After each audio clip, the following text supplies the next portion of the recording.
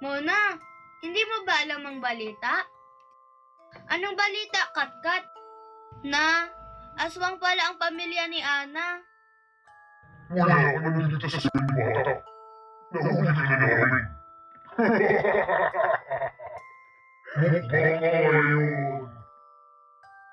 Tulong! May mga aswang dito! Tulong mga kapitbahay! Saklolo! Siguradong mahihirapan tayong humanap ng pagkain nito. Kaya nga, ang dami pa namang tao rito sa lugar na to. Dapat mag-ingat tayo lalo. Buti nga dito sa lugar na to tayo pa napunta.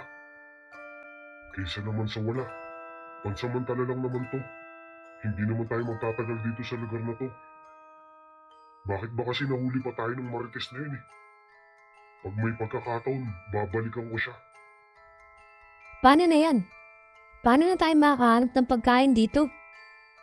Wala rin masyadong mga tao rito, saka pag kumilos tayo, sigurado malalaman nila kagad. Meron na akong plano. Ano namang klaseng plano yan? Yung mga kalaro ng anak natin na si Ana. Yun na lang siguro ang kainin natin. Paano yan pag kinain natin sila? Maghihinala yung mga tao sa atin. Baka hanapin pa sila rito. Tapos matuklasan na mga aswang tayo. Hindi yan. May mga plano na ako. Ano naman yung plano mo? Papapuntahin natin sila dito gamit ang tulong ng anak mo. Sasabihin lang natin sa kanila na kaarawan ng anak mo. Kaya iniimbita sila dito pumunta. Wala naman siguro maghihinala nun sa kanila. Pagkatapos nun, doon natin sila hatakihin. Ano, maganda bang plano ko? Oo, maganda naman. Sige, kausapin natin si Ana. Ana, anak. Lumapit ka muna rito. Ano po yun, Tay? Sandali lang. Sige po, Tay. Anak, kailangan mong papuntahin dito yung mga kalaro mo. Ha? Bakit po, Tay? Bakit kailangan ko po ipapunta po sila dito? Sila ang gagawin nating pagkain. Ha? Pagkain? Pero po, Tay, mga kaibigan ko po sila. Wala nang pero-pero. Kailangan na natin silang makain. Naubusan na tayo ng paraan. Ikaw lang ang tanging pag-asa natin, anak. O sige po, itatry ko po. Ano po sasabihin ko po sa kanila, Tay? Sabihin mo, birthday mo kamo. Tapos iniimbita mo sila. Nagluto kamo ang nanay mo, kaya pumunta sila rito. Siguraduhin mo, wag na wag nilang sasabihin kahit kanino ha. Dahil kapag nangyari yun, magdududa sila kapag nawala sila rito. Sige po, Tay. Mona? Mona? Nandyan ka ba? Nasaan ka na ba, Mona? Sandali lang, Ana. Nandito pa ako sa loob. Liligpitan ko lang mga laruan ko. Pasok ka. Hindi, dito na lang ako sa labas, Mona. Hantayin na lang kita dito. O, nandito na ako, Ana. O, gabi na, Ana. Bakit anong ginagawa mo dito? Wala naman, Mona. I-invite lang kita kasi birthday ko bukas. Ganun pala, Ana. Happy birthday pala. Magluluto si nanay ng pansit bukas. Bukas ng hapon. Sige, pupunta na lang ako sa inyo. Mona, isama din natin si Katkat para mas masaya. O sige, Ana, sasabihin ko na lang sa kanya pag nakita ko siya. Ay, saka pala. Ano yun, Ana? Kailangan ko ilihim na birthday ko bukas. Baka magpuntahan sila bukas. Kaya kung pwede sana, tayo-tayo na lang makaalam. Wag mo na lang din sabihin sa iba. At saka, wag din sa magulang mo. O sige, Ana, walang problema. Ako na bahala dyan. O sige, Mona. Maraming salamat. Kita ulit tayo sa birthday ko bukas, ah. O sige, Ana. Happy birthday uli sa'yo. Salamat, Mona. Uuwi na ako, ah. Magandang umaga sa'yo, Katkat. Magandang umaga din sa'yo, Mona. Sinabi ba sa'yo ni Ana? Birthday niya na ngayon? Teka, Mona, birthday niya ba talaga ngayon? Oo, Katkat. Eh, sino naman nagsabi?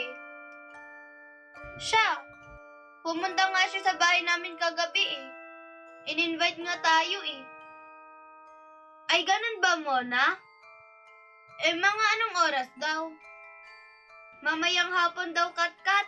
Tapos may bilin din daw siya. Ano yun? Wag daw natin sabihin kahit kanino. Kasi ayaw niya daw malaman na may birthday daw siya eh. Kunti lang yata ang handa doon eh. Kaya pag sinabi natin sa iba, baka magpuntahan din sila. Ay kung sa bagay, kahit ako siguro, unti lang din ang handa ko.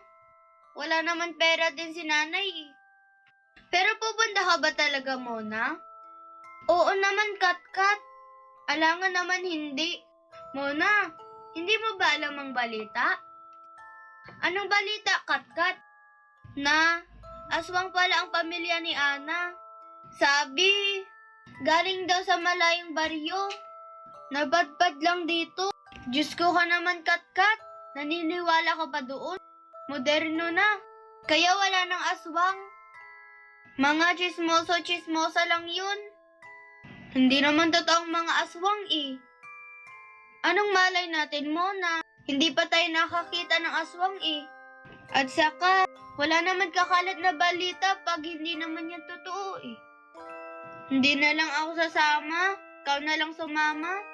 Kaya mo na yan? O sige, ikaw bahala ah. Maglaro na lang pala tayo ng habulan. Uy, sandali lang, Katkat, wait lang mo ko. Hoy! Diyan ka na, Mona. Ano anak? Kamusta na? Nasabihan mo ba yung mga kaibigan mo? Si Mona lang sinabihan ko kagabi, tay eh. Pero susubukan kong sabihan si Katkat. Siguro kahit huwag mo nang sabihan niya si Katkat, tama na siguro si Mona. Kasya na siguro siya sa atin. Siguradong masarap yung kaibigan mo. Nagugutom na ako. Oo nga, anak. Tama na siguro yung kaibigan mo si Mona. Siguro mabubusog naman tayo dyan. Masarap naman yan sigurado. Sa susunod na lang natin yung kaibigan mo si Katkat. Isa-isa lang. Sige po, Nay. Tay, pupuntahan ko na sila ah. Sige, sisiguraduhin ko na lang siya pupunta mamaya. O sige anak, siguraduhin mo muna maigi. Ano, Mona? Pupunta ka ba sa birthday ko mamaya? Oo naman, Ana. Ay, ganun ba? Magandang balita pala yan ah. Akala ko kasi hindi eh. Nakita mo ba si Katkat? At saka, sinabi mo na ba sa kanya? Oo, Ana, nasabi ko na kay Katkat. Kaso, hindi yata siya pupunta eh. Ha? Bakit naman hindi siya pupunta? May sinabi ba siyang dahilan? Hindi ko nga alam, Ana. Parang baliw siya eh kung anong sinasabi. Ha? Gaya ng ano? Ewan ko doon, Ana. Basta hindi maganda eh. Kaya hindi ko na lang sasabihin. Siguro nakatunog na si Katkat sa pamilya namin. Siguro baka alam niya na kung anong gagawin namin sa kanya. Paano na to? Sigurado pag nawala si Mona, ako talaga masisisi. Hoy, Ana, okay ka lang ba? Kanina ba ako nagsasalita dito? Parang tulala ka eh. Oo, Mona. Ayos lang ako. Paano pala, Mona? Mauuna na lang ako ah. Kasi magluluto pa kami. O sige, Ana. Kita tayo sa birthday mo. Ana? Ana? Nandyan ka ba? Nandito ako sa labas. Saan na kaya yun si Ana? Kanina pa ako tumatayo dito ah. Ang tagal niya. Uy, Mona, teka lang. Saglit. O O sige, Ana. Oy, Mona, ikaw pala. Kanina pa ako tawag ng tawag dito eh. Ano ba ginagawa mo? Wala, umalis kasi sila nanay at si tatay eh. May binili lang sila saglit. O pero may pagkain na ba dyan? Oo naman, Mona. Nakaluto na si nanay kanina. Bago siya umalis, meron siya biniling soft drinks. Sabi, saglit lang daw eh. Sige. Anong oras ba sila dadating? Sandali lang sila, Mona. Tara, pasok na tayo sa loob. Tara na, Mona. Tapos hintayin na lang natin sila. Umupo ka muna dyan, Mona. Baka pagod ka nga. Bakit ang dilim? Naputulan kami kasi ng ilaw eh. At saka, bakit parang ang iba kaya ng amoy dito? Ang lansa, at saka mabaho, kadiri. Nakakasuka. May sinasabi ka ba, Mona? Sabi ko, nagugutom na ako. Malapit na ba pauwi ang nanay mo? Hindi, sandali lang yan. Nandyan lang sa kanto si tatay bumili. Parating na siguro yun. Hintayin na lang natin. O sige, maaga pa naman eh.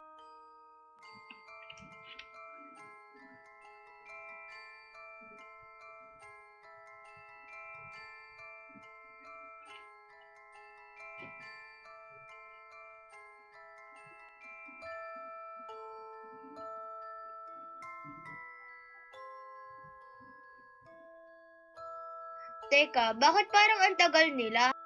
Nagugutom na ako. Anong oras na? Ang dilim naman.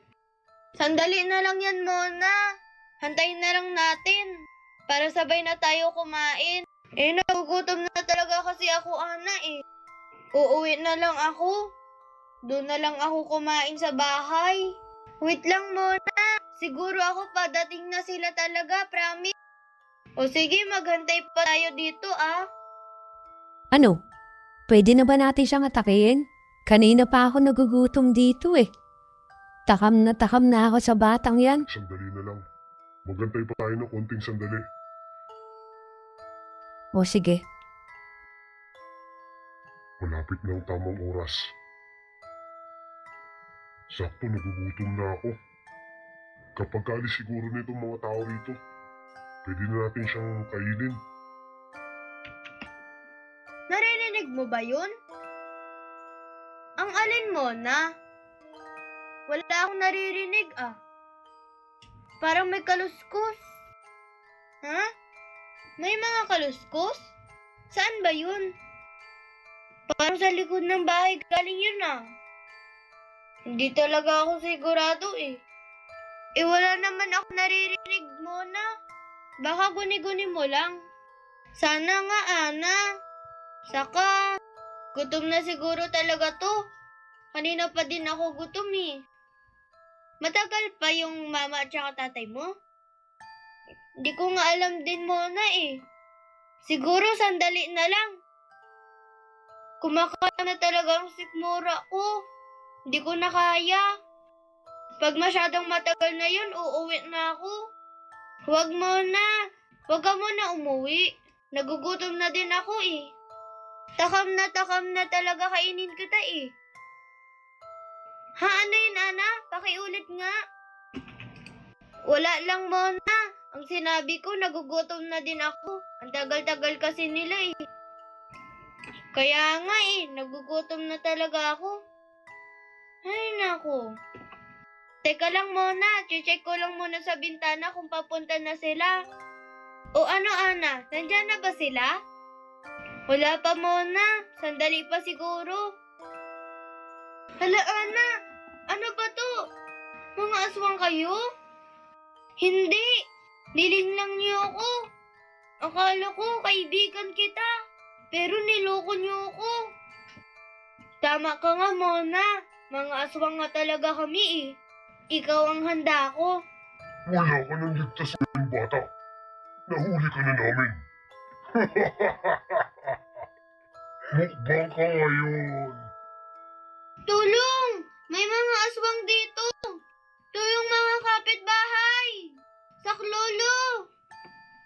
Paano yan? Natakasan tayo ng bata. Kailangan na rin natin tumakas.